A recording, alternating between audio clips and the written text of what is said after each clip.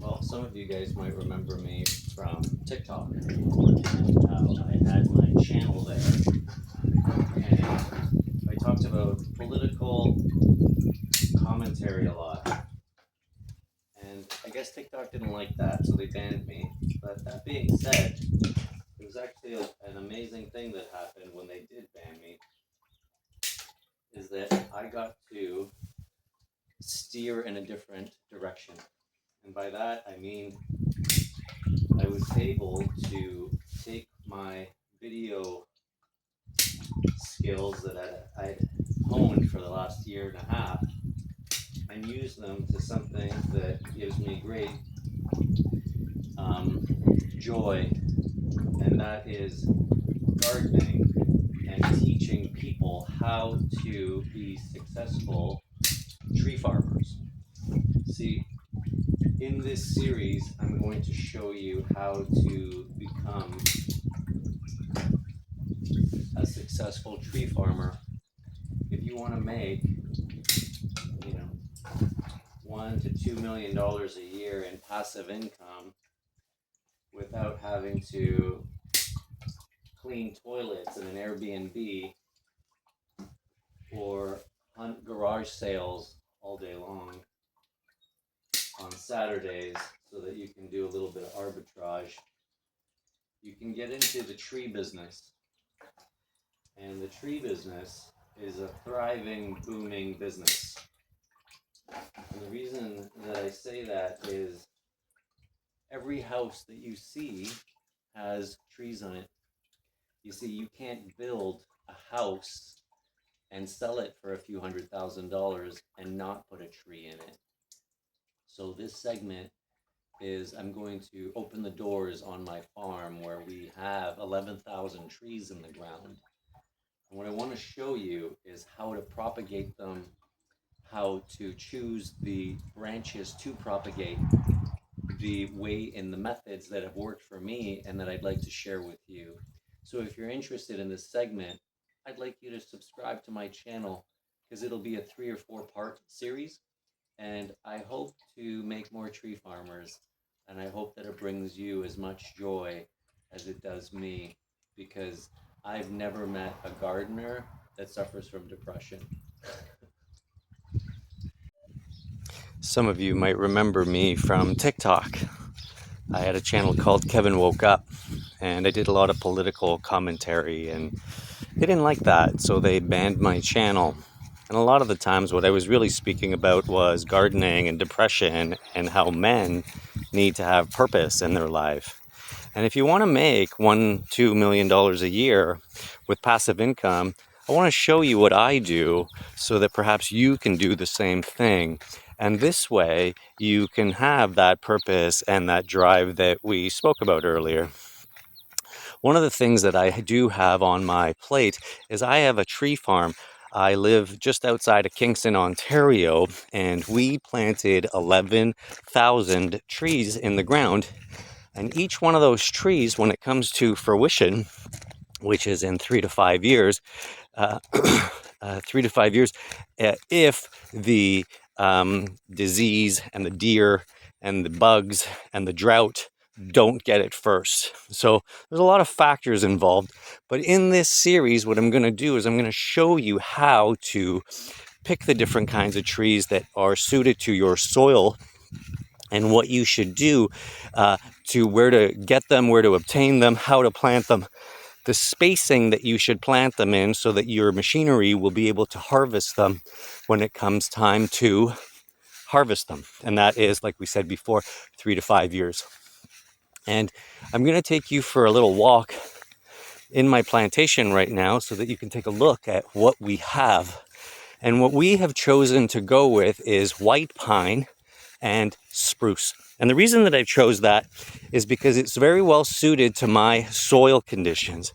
And this is very important because if you don't pick the right plants in the soil conditions that you have, it will take a lot of amendments and a lot of suffering before you're successful.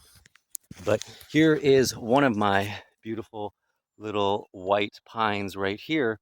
She's about 2.5 feet tall, but that's only after 2 years. There are a few white pines in here right now that are close to 4 feet tall. And what I like to do is, the metric that I use is, for every feet after 4 feet, they're worth $200. So we've got a 96% survival rate on our farm right now. And so, like I said, it's only in the second year. So it's going to take some time. We're going to lose a lot more in the process. But here's another one, for instance. This one right here, she's about 3 feet tall. And like I said, fingers crossed that they all come to fruition.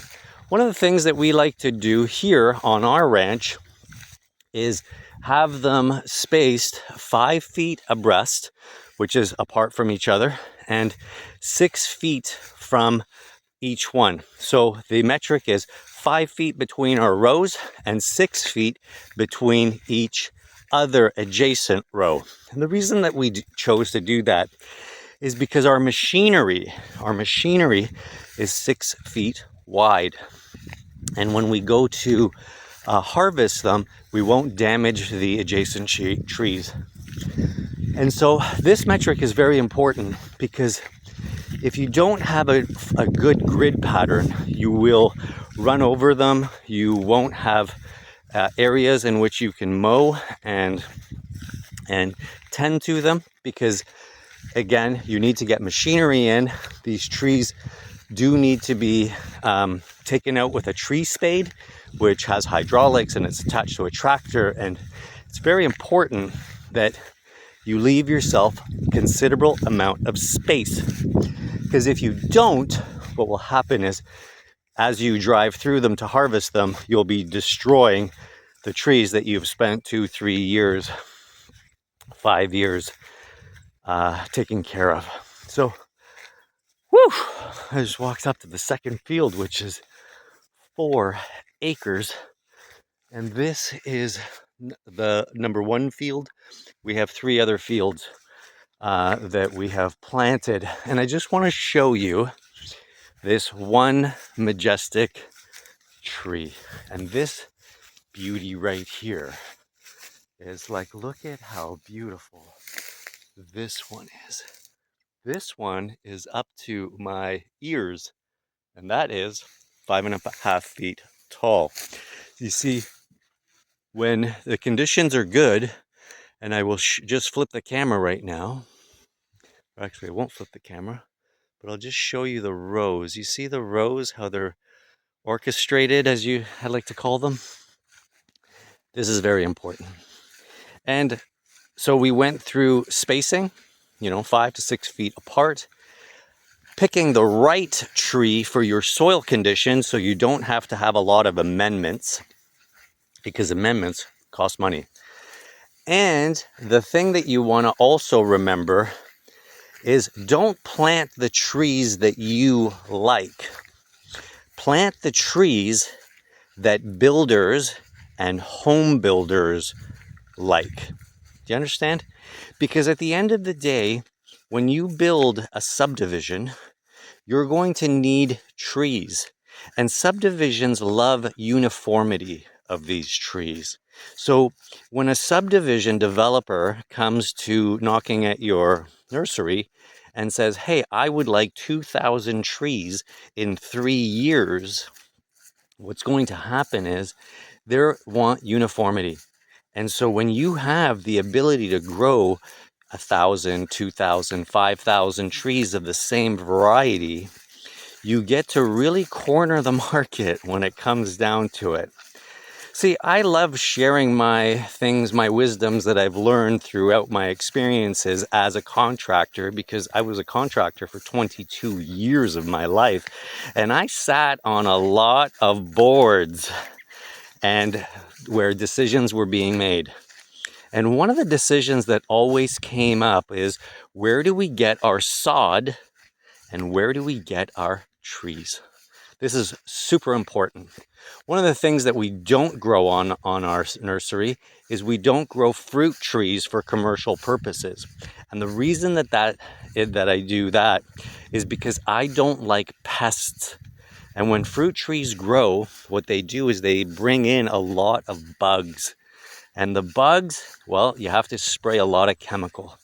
And we don't like to use a lot of chemical on the ranch. It's chemical free, very low VOCs.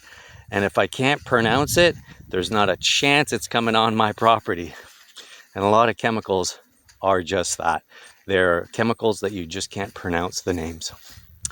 I hope you enjoy this series, and I will be adding to this as we go on, because I can't really add a lot to the series simply because it has to grow. And as things grow, I will give you updates.